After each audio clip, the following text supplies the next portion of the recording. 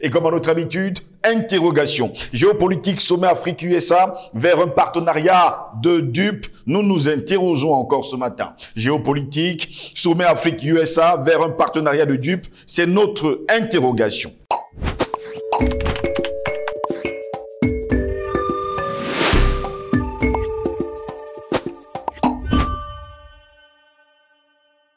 Les mystères et surtout les inégalités du destin choquent la raison. Mais la parcelle de divin qui habite notre conscience proclame hautement que l'infinie justice réserve à chacun au-delà de cette vie une égalité absolue de devenir. Sur ce, mesdames, messieurs, bonjour. Très heureux de vous retrouver sur Panafricaniste TV, la chaîne de télévision des panafricanistes. C'est votre chaîne de télévision qui vous apporte le meilleur de l'information sur un plateau d'or. Car comme j'aime le dire, la nourriture de l'esprit, c'est l'information. Quand cette information manque, on parle de constipation mentale. Par conséquent, on s'accroche aux rumeurs, à un langage ordurier, carquisard et bien d'autres choses qu'on ne saurait citer ici. Bienvenue à toutes et à tous à cette autre édition de Parole panafricaniste. Eh bien, mesdames, messieurs, Joe Biden accueillera le deuxième sommet des leaders États-Unis-Afrique dans la moitié de ce mois de décembre 2022. Mais il faut préciser précisément, vous le dire ainsi, que demain mardi, oui, ce sera demain mardi, on va le dire, 13 décembre de l'an de grâce 2022. Aux USA, on nous dit que l'accent sera mis sur 8 domaines. L'engagement économique, la paix, la sécurité et la bonne gouvernance, la démocratie et les droits de l'homme, la sécurité sanitaire régionale et mondiale, y compris le rétablissement après le Covid-19 et la préparation aux pandémies, la sécurité alimentaire, le changement climatique, les liens avec la diaspora et l'éducation de leadership des jeunes. Quand on lit tout cela, mesdames, messieurs, on peut rigoler et se demander de qui se moque-t-on? Tous les Africains le savent, les États-Unis veulent se positionner sur le continent noir. La grande bataille pour avoir les ressources minières continentales est lancée et apparemment, seuls les dirigeants africains ne sont pas au parfum. Eh bien, sur les 55 chefs de gouvernement africains, 49 ont été invités au sommet. Le Burkina Faso, la Guinée-Conakry, le Mali et le Soudan sont actuellement suspendus des instances de l'Union africaine en raison, nous dit-on, de coups d'État et n'ont donc pas été invités. Faut-il finalement se lancer dans les coups d'État? Bien, pour échapper à l'hégémonie occidentale. En tout cas, nous nous le demandons. Le Sahara occidental, officiellement appelé République arabe sahraoui démocratique, bien que membre de l'Union africaine, n'est pas reconnu par les États-Unis et n'a donc pas été invité. Les États-Unis n'ont pas d'échange d'ambassadeurs avec l'Érythrée, d'où son exclusion également. La première édition de ce sommet s'est tenue en 2014 pendant le second mandat de Barack Obama. La convocation de ce deuxième sommet, oui, puisqu'il s'agit justement d'une convocation, laisse penser que l'Afrique est importante pour l'actuelle administration américaine qui a besoin de se positionner sur le continent noir, mère de l'humanité. Tout le monde lorgne l'Afrique. Oui, c'est un secret de polichinelle. L'avenir du monde se joue en Afrique. Eh bien, si l'avenir du monde se joue en Afrique, eh bien, l'avenir de l'Afrique se joue finalement sur quel continent et où? Dans la guerre et dans le chaos, en tout cas, nous nous interrogeons. Notre grande interrogation, donc, géopolitique, sommet Afrique-USA vers un partenariat de dupes, eh bien, nous allons tenter de répondre justement à cette question au cours de cette édition de Parole panafricaniste. Eh bien, avec nous ce matin, notre invité Albert Anatole Haïssi, directeur de publication du journal Le Cactus et surtout journaliste d'investigation. Albert Anatole Haïssi, bonjour, bienvenue à vous. Bonjour à vous, Steve Joselangos. Je dis bonjour aux techniciens, je dis bonjour aux téléspectateurs, téléspectatrices de Panafricaniste TV. Cette chaîne qui est désormais très visible dans les diverses plateformes numériques, qui monte et qui est justement une voie alternative, n'est-ce pas, aux canaux habituels que nous connaissons et qui, comment dire, a été victime de censure, n'est-ce pas, des démocrates, des démocratiseurs universels, pardonnez-moi, des démocratiseurs universels qui vous disent à longueur de journée qui militent pour la liberté de presse et la liberté d'expression, mais qui font tout simplement le contraire de ce qu'ils prétendent être. Comme je l'ai dit, mon coup de gueule ce matin, nous va nous renvoyer à un événement majeur qui s'est produit il y a un peu plus de 3 mois. Je veux dire, la plainte, n'est-ce pas, des autorités maliennes au sein de l'ONU contre la France. Je veux dire, contre la violation, contre la France par rapport à la violation de la souveraineté de l'État malien. Et depuis là, c'est l'omerta total. les mondialistes font des pieds et des mains pour que la vérité relative aux missions clandestines de la force Barkhane et alliée, et plus généralement la France au Sahel et surtout au Mali, jaillissent. Alors pourquoi faire-t-il des cartes fer par rapport justement à cette plainte régulièrement régulièrement justement invoquée par les autorités maliennes, mais surtout avec insistance que puisque Paris prétend être au Sahel pour délivrer, n'est-ce pas, les populations de ce côté-là du terrorisme, alors que même d'autres activités et financent même les terroristes, nous aimerons quand même que, justement, pour sa salubrité politique, pour son honnêteté intellectuelle, mais pour sa crédibilité, et surtout pour sa crédibilité, que la France accepte que ces dossiers soient ouverts dans l'instance mondiale que vous appelez l'ONU. Merci pour l'invitation. Très heureux de vous avoir et d'ailleurs cette question nous intéresse au plus haut point. Nous allons d'ailleurs revenir sur ce sujet du côté des Nations Unies. Depuis que la plainte a été déposée justement par les autorités maliennes, eh bien là-bas c'est le silence assourdissant total. On espère tout simplement revenir là-dessus pour demander justement, on va le dire aux représentants des Nations Unies, de répondre justement à cette question. Albert Anatola ici, nous allons ce matin du côté des États-Unis d'Amérique, où dès demain 13 décembre de l'an de grâce 2022, va démarrer, on va le dire ainsi, le sommet Afrique-USA. Et justement, cela fait 8 ans. Ça fait 8 ans, parce que la première édition du sommet États-Unis-Afrique a eu lieu en 2014 sous l'égide de Barack Hussein Obama. Qu'est-ce qui se cache derrière ce nouveau sommet, second du genre? Le véritable problème, c'est que par rapport à la thématique qu'on mettait en débat ce matin, nous allons situer les événements dans leur contexte. Il faut toujours les situer dans leur contexte avant de faire une analyse approfondie. Mais avant cela, nous sommes en droit de questionner justement l'impact ou les conséquences positives du précédent sommet que vous venez de convoquer, notamment le sommet Afrique et États-Unis de 2014 sous l'égide de le criminel que vous appelez Obama. Malheureusement, comme à leur habitude, les Africains, je peux parler des représentants de ces enclos-là, de ces mondialistes sur notre continent, comme actuellement, étaient pleins dans la salle, écoutant benoîtement et religieusement un discours à la fois très oiseux, suranné et forcément biscornu, qui n'avait rien à voir, qui était totalement en déphasage avec les réalités du continent africain, les aspirations profondes des peuples africains. La seule chose que je crois avoir retenue, c'était des promesses. Justement d'accompagner l'Afrique pour son développement. C'était d'accompagner, de permettre à l'Afrique d'avoir non pas les hommes forts, mais les institutions fortes. Ce sont les déclarations de Barack Obama. Je ne sais pas si ce sont les extraterrestres qui gèrent les institutions et non les hommes.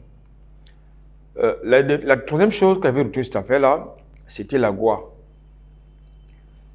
Il s'agissait d'un mécanisme qui permettait à certains pays africains qui exportaient vers les États-Unis les produits, les matières premières, les produits locaux, que ces produits-là soient exonérés des taxes diverses et des droits de douane.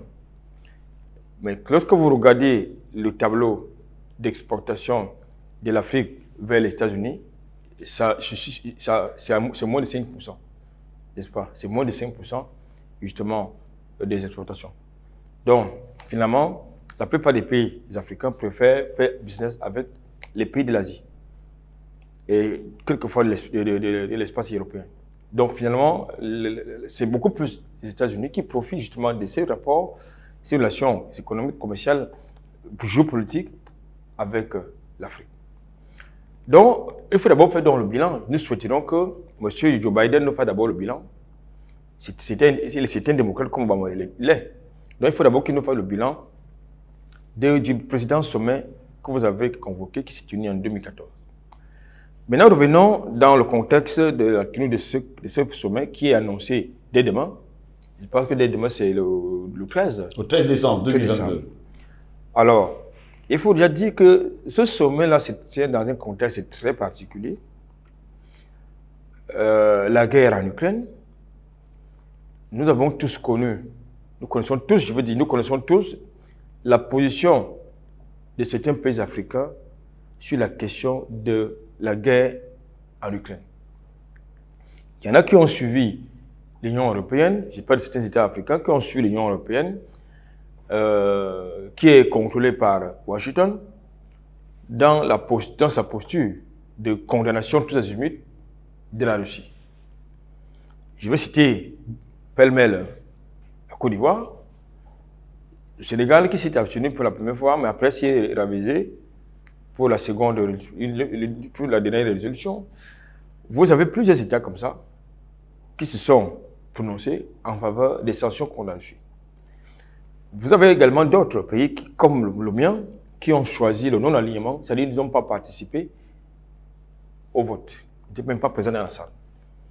Ça, c'est le premier contexte. Le second contexte, c'est que justement, vous avez donc justement la Russie, qui est de plus en plus très présente sur le continent africain avec la Chine, qui est en train de bousculer, n'est-ce pas, les anciennes habitudes mondialistes, c'est-à-dire les États-Unis, l'Union européenne et les autres. Donc, aujourd'hui, vous avez donc cette Russie-là qui est en train de véritablement se déployer sur le continent africain. Et vous voyez aujourd'hui sur le continent africain, dans beaucoup de pays d'ailleurs, tout le monde a choisi comme point de destination, que ce soit du point de vue commercial, que ce soit du point de vue géostratégique, la Russie. Que ce soit du point de vue géopolitique, la Russie, tout le monde y va parce qu'ils ne se sont pas donné les leçons. Ils ne viennent pas, la Russie n'a pas un passé colonialiste ni esclavagiste sur le continent africain. Ça, c'est le deuxième contexte. Le troisième contexte, c'est quoi? Très souvent, nous tapons sur les amplificateurs que vous appelez les Français, au travers de leur politique en Afrique. Mais derrière, parce que la France est en fait, comme nous l'avons l'habitude de le dire, le cheval de Troie. Mais derrière la France et l'Union européenne se cachent les États-Unis. Donc, il est question justement de ce que les États-Unis fassent une diplomatie, n'est-ce pas, de séduction, avec les concepts creux des droits de l'homme, la démocratie, le réchauffement climatique et le blablabla, tout le blablabla qui va avec. En contrepartie des financements, je ne sais pas quel financement peut bénéficier l'Afrique avec tout ce qu'elle comporte. Aujourd'hui, l'Afrique également, c'est un gros marché. C'est-à-dire, en plus des ressources naturelles, c'est-à-dire tout ce que vous connaissez au sol, sur le sous-sol et dans le sous-sol, en termes de démographie, l'Afrique, c'est un vaste marché. Et un vaste marché qui ne va plus faire ses emplettes du côté de Washington, mais qui va désormais faire ses courses beaucoup plus en Asie, comme je l'indiquais tout à l'heure. Pourquoi? Parce que les partenariats entre les États africains, le continent africain et l'Asie ne s'embarrassent pas des questions qui ne s'encombrent pas des questions d'ingérence, comme c'est le cas de Washington et les autres. L'Asie, je veux dire la Chine ou l'Inde, ne sont préoccupés que par le business. Et ils savent que c'est un business qui est 50-50 et non déséquilibré, comme c'est le cas avec les capitalistes de Washington. Ça, c'est le troisième contexte. Le quatrième contexte, vous le savez, vous l'avez d'ailleurs noté dans votre énoncé tout à l'heure, à savoir le redéploiement géopolitique, géostratégique de Washington sur le continent africain. Vous avez constaté que Macron et ses collaborateurs ont multiplié des campagnes de pèlerinage sur le continent africain, sur le continent noir, soutenus par Anthony Blinken. Donc, ils sont en train de gérer les espaces pour faire obstruction à la Russie, qui est désormais un client sérieux en ce qui concerne les questions d'ordre géostratégique ou militaire, qui est en train de vouloir justement faire également un pied de nez à la Chine, qui est très présente sur le continent noir. Donc, voilà le quatrième contexte dans lequel se tient donc ce fameux sommet, ce deuxième sommet entre les États-Unis et l'Afrique. En passant, c'est une parenthèse, Et il y a M. Blinken qui est en train de vouloir s'engager dans une campagne de séduction, comme tout à l'heure je l'ai indiqué, à travers une déclaration forte. C'est-à-dire qu'il faut que l'Union africaine soit membre du G20. Oui. Du G20. Avec une place, avec que soit membre permanent à la fois du G20 et du Conseil de sécurité des Nations Unies. Mais je ne sais pas si c'est sérieux ce genre de proposition. L'Europe a combien de membres permanents au sein du Conseil de sécurité? En tant que membre permanent. Plusieurs. Eh bien, vous avez la France qui est membre permanent au Conseil de sécurité. Vous avez la Grande-Bretagne qui est membre permanent au Conseil de sécurité. Vous avez l'Allemagne, entre autres. Donc, on trouve que pour un continent comme l'Afrique, il lui faut uniquement une seule place de membre permanent au sein du Conseil de sécurité. C'est de l'imposture. Voilà le contexte dans lequel se tient donc ce énième sommet entre les États-Unis et l'Afrique. Et j'ignore pourquoi est-ce que, pour parler aux Africains, qui sont, selon leur narratif, un continent pauvre, on fait déplacer les chefs d'État africains avec tout ce que cela comporte comme charge financière, comme dépense, pour aller s'asseoir à la Maison Blanche et écouter qui? Un gourou. Moi, ça me pose un problème. Parlons justement de ce problème que ce sommet va poser d'ailleurs à plusieurs Africains aujourd'hui. Ce nouveau sommet qui a convoqué d'ailleurs les chefs d'État et de gouvernement africains, n'est-il pas aujourd'hui pour faire un pied de nez à la Russie et demander justement à ces chefs d'État de tourner le dos à la Russie? Je pense qu'aujourd'hui, vous allez constater, d'ailleurs vous l'avez indiqué, qu'il y a 4 mauvais élèves qui n'ont pas été invités. Il s'agit des autorités de la Guinée-Conakry, malienne, tchadienne, je pense. J'ai cité Burkina Faso, Mali, Guinée-Conakry et le Tchad, je crois. Encore le Tchad, c'est une diversion. Vous avez donc la Guinée-Conakry qui ne sont... Non, pas le Tchad, le Tchad est invité. Vous avez le Soudan. Vous avez le Soudan. Érythrée également qui n'est pas invité. Vous avez le Soudan, vous avez la Guinée-Conakry, vous avez le Mali, vous avez le Burkina Faso, qui ne sont pas invités, et puis l'Érythrée. Pourquoi? Parce qu'ils font office de mauvais élèves par rapport à leur concept de la démocratie, n'est-ce pas, des droits de l'homme, des droits humains, et tout le Bataclan qui accompagne tous ces concepts à la base, comme je l'ai indiqué tout à l'heure. Maintenant, vous avez donc des autres qui ont été invités, parce que selon eux, selon leur déclinaison démocratique, ces gens-là, ces chefs d'État-là et chefs de gouvernement répondent à leur, n'est-ce pas, canevas descriptif en termes de pratiques démocratiques. Nous sommes donc confrontés là à des gens, à des agendas qui montrent une fois de plus que nous avons encore du chemin. Et comme j'ai l'habitude de le dire, il nous faut encore des coups d'État sur le continent africain pour mettre à la tête de nos États des patriotes qui sont décomplexés. Est-ce que Washington, pour parler aux Africains, a besoin de les inviter? Pourquoi est-ce que le sommet n'a pas lieu sur le continent africain? C'est eux qui ont besoin de l'Afrique. Mais c'est celui qui a besoin de vous qui se déplace, non l'inverse. Mais c'est quand même pas dans la tradition bantou, dans la coutume africaine, c'est celui qui est malade qui va vers le médecin, et non l'inverse. C'est le malade qui va vers le médecin. Oui. À moins qu'il soit le médecin de famille qui t'en attend pour vous rendre visite, mais très souvent, c'est lui qui a besoin de vos services, qui vient vers vous, et non l'inverse. Et pourquoi les chefs d'État africains et surtout le gouvernement acceptent d'aller justement à ce sommet? Mais parce que, pour 2 raisons, au moins.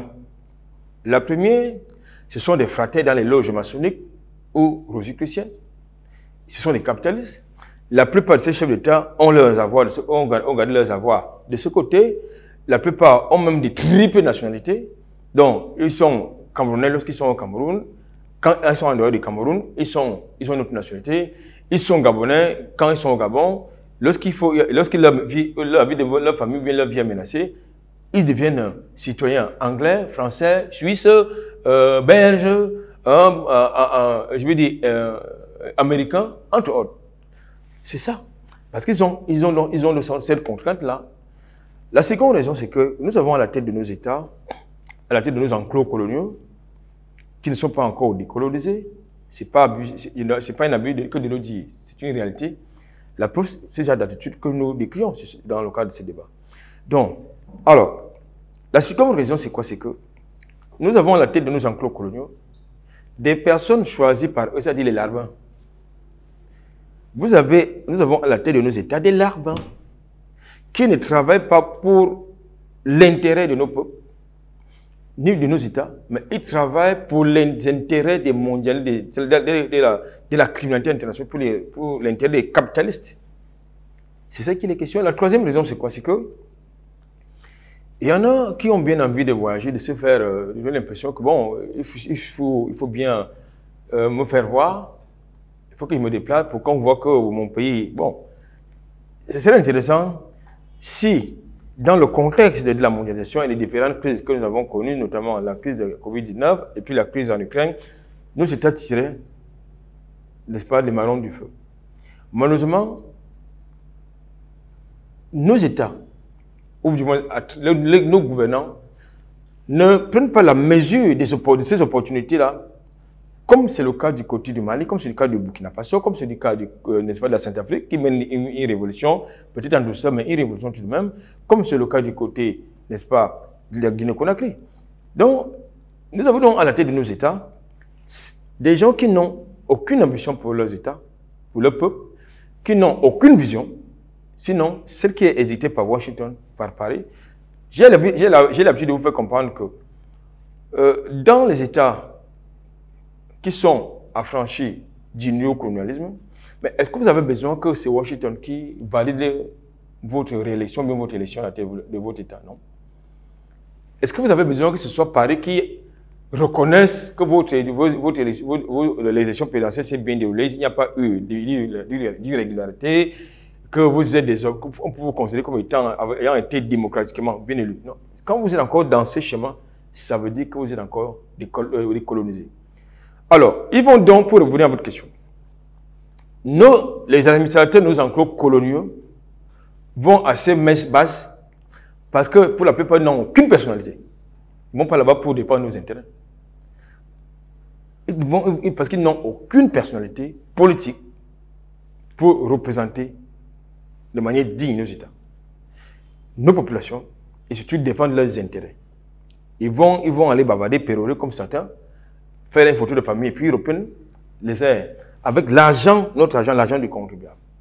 Donc c'est ça qui est la question. Donc, nous sommes dans une sorte, n'est-ce pas, de lobby des traîtres. J'appelle ça de lobby des traîtres. Le lobby des capitalistes, le lobby des fraternes, francs-maçonnerie et consorts. C'est ça qui est la question d'une manière générale. Albert Natola, ici vous parliez justement de concepts vaseux, de bavardage, de verbiage, et sans oublier ce qui va se passer justement lors de ce sommet. Les États-Unis déclarent encore il y a quelques mois que tout pays africain qui se lierait d'amitié avec la Russie serait déjà un pays non grata. Plus tard, ils ont changé en déclarant une fois qu'ils n'auront pas l'aide des États-Unis d'Amérique. Est-ce que quelque chose va changer ou tout simplement Washington est en train de vouloir amadouer les États africains qui finalement leur ont tourné le dos? Le véritable problème, c'est qu'aujourd'hui, Washington fait un sacré mélange entre le hard power et le soft power. Donc, à travers cette histoire qui commence dès demain, mardi, là, c'est le soft power, il va essayer de mélanger le soft power et le hard power. Vous avez des gens apparemment normaux qui vous disent qu'ils s'alignent derrière l'Ukraine au nom de la souveraineté de l'Ukraine, qui fourguent les armes à l'Ukraine pour l'aider à défendre sa souveraineté, qui fourguent l'assistance humanitaire aux populations ukrainiennes parce que les Ukrainiens sont en train de se battre dignement au nom de leur souveraineté, de leur liberté. Mais ces concepts qu'ils soutiennent en Ukraine, ils les dénient. Sur le continent africain, aux États africains, au peuple africain. Ça fait quand même un problème. Vous avez les États-Unis qui fourguent des milliards de dollars d'armes, de matériel militaire à l'Ukraine, mais s'offusque de ce que l'Iran fourgue les drones à la Russie. Vous voyez qui est l'imposteur? C'est important, ce que nous disons, c'est important. C'est-à-dire que les États-Unis fourguent les armes en milliards de dollars à l'Ukraine, mais refusent la coopération militaire entre l'Iran et la Russie. C'est-à-dire que c'est eux qui veulent maintenant régenter le monde. Je pense qu'il faut être prétentieux, il faut être malade mental pour penser que le monde c'est encore le 21e siècle, c'est encore... non, nous sommes encore au 17e siècle, je veux dire. Quand nous sommes encore au 17e siècle, au 15e siècle, où il y avait quelqu'un autoproclamé quelque part qui pouvait régenter le monde parce qu'il a le matériel militaire. Non, ça ne marche plus comme ça. Ils vont sortir les concepts vaseux, le changement climatique. La démocratie. La démocratie, les droits de l'homme. C'est eux qui nous appellent les droits de l'homme, la démocratie. Justement, parlant de droits de l'homme, il y a un nouveau concept qu'ils ont lancé, les nouveaux droits de l'homme, en convoquant justement ces chefs d'État. Est-ce pour leur imposer finalement l'homosexualité? Le véritable problème, c'est que, si je donne gosse, il y a les questions pour l'administration Biden ou M. Biden lui-même de marteler aux dirigeants africains ce qu'il a eu à dire d'une certaine manière par ailleurs, oui, au sujet n'est-ce pas, du choix de non-alignement de certains États africains dans le cadre de la guerre en Ukraine ou de la coopération justement bilatérale entre ces États et la Russie. Mais attendez, c'est les mêmes gens qui vous disent qui protègent la liberté, la démocratie, les droits de l'homme, la liberté, l'indépendance des États. Mais c'est les mêmes gens qui s'opposent à vos choix stratégiques. Je ne sais pas si vous comprenez. C'est-à-dire que c'est les mêmes gens qui vous disent non, ils luttent pour la liberté en Ukraine, ils luttent pour la démocratie en Ukraine, ils luttent pour les droits de l'homme en Ukraine, ils luttent, n'est-ce pas, pour la souveraineté de l'Ukraine en Ukraine. Mais sur le continent africain, ils violent la souveraineté des États africains dans leur autodétermination, dans leur choix stratégique. Il y a un problème. Ça veut dire qu'il s'agit il n'y aura pas de partenariat, quelqu'un qui vaille avec les États-Unis, bien au contraire. Il est question, comme je vous l'ai dit tantôt, comme Joe Biden leur fasse les remontrances, comme l'autre l'a fait avant lui, je parle d'Obama, qu'il a fait avant lui. Mais est-ce qu'on a besoin de financement américain? C'est la bonne interrogation. Est-ce qu'on a besoin de leur financement? Les États-Unis, c'est un pays en récession. C'est vrai qu'ils sont dans l'obligation de créer des guerres partout dans le monde pour faire monter, pour stabiliser leur économie. Parce qu'ils ne vivent que de ça. C'est l'armée américaine qui fait l'économie américaine. Ça, il faut le dire. Il faut le dire aux téléspectateurs de Panafrican TV. Que c'est l'armée américaine qui fait l'économie américaine et non les investisseurs américains, comme vous entendez souvent dire dans nos amplificateurs locaux. C'est faux. C'est l'armée américaine. La preuve, c'est que chaque fois que l'armée, les États-Unis sont engagés dans une opération militaire extérieure, paradoxalement, le dollar monte, n'est-ce pas? Pourquoi est-ce qu'ils grimpent? Parce qu'ils vivent de ça. On appelle ça l'économie de la guerre. Ils vivent de l'économie de la guerre. Donc aujourd'hui, il est donc question pour eux de multiplier comme ça les économies de la guerre à travers ce que vous voyez. Pourquoi est-ce que c'est eux qui sont en première ligne pour financer la guerre en Ukraine, mais s'oppose à une quelconque négociation entre les belligérants, les parties belligérantes? Parce que justement, dans le contexte de la guerre en Ukraine, les États-Unis font du business en Europe, ils font le business en Ukraine, parce que même le matériel militaire qu'ils envoient en Ukraine, ce n'est pas gratuit. C'est du business. Parce qu'ils veulent vendre leurs OGM partout dans le monde, dans toute l'Europe, même en Afrique. Ils veulent vendre leur pétrole au prix prohibitif en Europe et partout dans le monde, ainsi que le gaz. Ils veulent faire leur business. Ils ne vivent que de ça. La preuve, c'est que nous avons d'ailleurs fait une émission là-dessus il y a quelques jours. Les États-Unis comptent le plus grand nombre de sociétés militaires privées dans le monde. Pourquoi? Pour les gens qui veulent la paix, vous multipliez justement les laboratoires de déstabilisation à la fois en Afrique, en Asie, en Europe Il y a un gros problème. Merci à vous, Albert Natola, ici, d'avoir été des nôtres ce matin. C'est fait un plaisir. Mesdames, messieurs, au plaisir de vous retrouver très prochainement pour une nouvelle édition de Parole panafricaniste. Restez sur Panafricaniste TV. L'information est en continu sur notre chaîne. Bonne journée à toutes et à tous.